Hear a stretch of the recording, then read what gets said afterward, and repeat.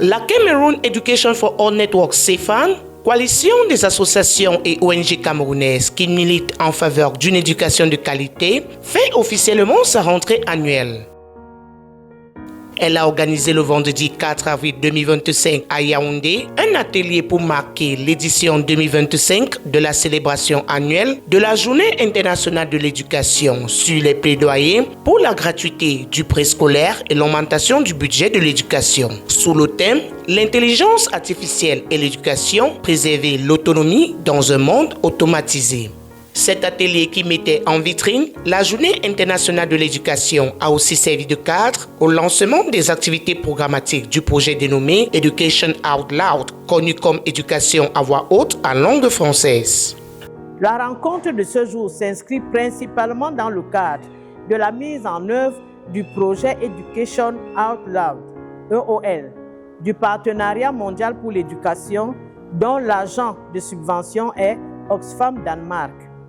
Rendu à sa phase 3 pour la période 2024-2026, le projet EOL vise à soutenir l'engagement de la société civile dans la planification, le dialogue et le suivi du secteur de l'éducation, à renforcer la transparence, à obliger les gouvernements à rendre des comptes en matière d'éducation et à créer un environnement plus solide pour le plaidoyer de la société civile au niveau national et international.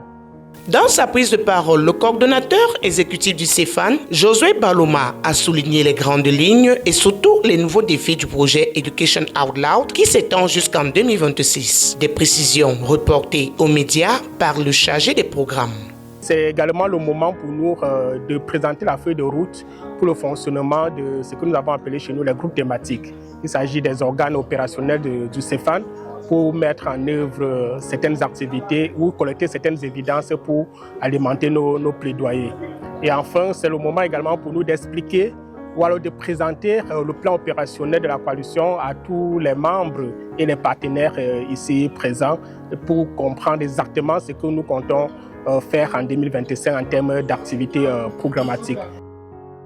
Le thème 2025 de la Journée internationale de l'éducation, s'appuyant sur l'intelligence artificielle IA, a été sous le feu des projecteurs. La trentaine de participants présents à l'atelier ont pu acquérir de notions additionnelles sur le sujet.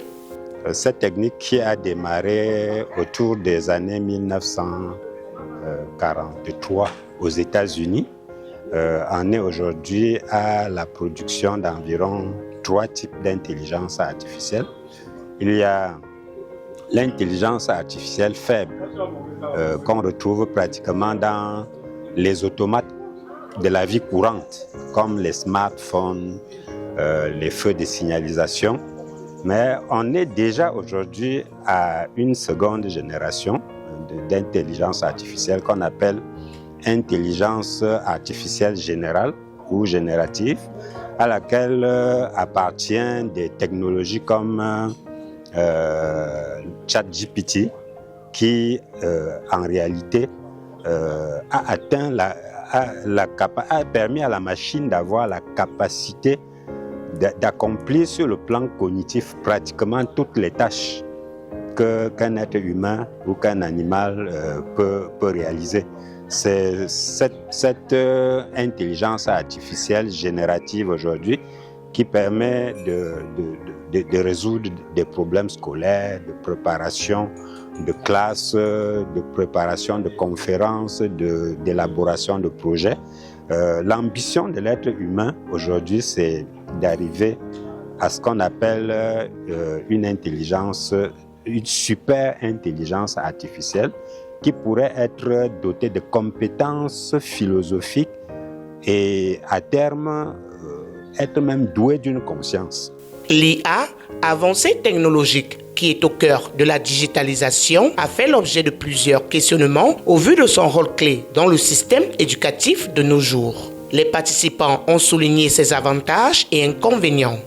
D'abord, pour l'enseignant, l'IA vient alléger ses recherches, vient lui donner beaucoup de ressources plus modernisé pour encadrer, pour accompagner son acte didactique.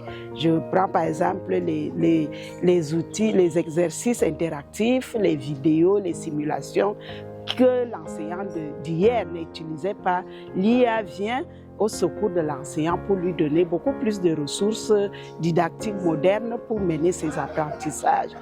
L'IA vient également permettre à l'enseignant d'être plus compétent parce qu'il se forme à travers l'IA, fait sa formation continue et acquiert d'autres compétences qu'il ne peut pas avoir dans le processus normal de formation continue institué dans les ministères.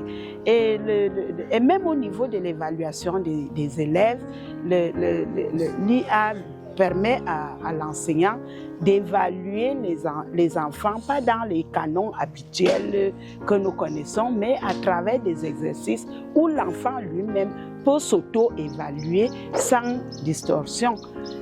Et au niveau des élèves, cela permet aux élèves d'être un peu loin des frustrations des camarades. Nous connaissons l'ambiance qui se fait dans la salle de classe. Lorsqu'un enfant commet une erreur, les autres lui donnent les petits noms, le traumatisent, la brimade et tout ça. Avec l'IA, on peut permettre à l'enfant de suivre les apprentissages personnalisés, des apprentissages individualisés, ce qui permet à l'enfant d'avoir la situation de cet élève de façon personnelle et savoir quelles approches réajuster pour que cet enfant soit pris en charge individuellement en tenant compte de ses besoins, de ses difficultés, de ses faiblesses. Cet atelier qui... Le CEFAN, en tant qu'ONG de droit camerounais, se consacre au suivi des politiques publiques de l'éducation à travers des actions de plaidoyer fondées sur des données probantes. D'où un renouvellement de confiance de la part d'Oxfam Danemark, son partenaire de mise en œuvre, qui étend le projet Education Out Loud de 2024 en 2026, marquant ainsi la phase 3.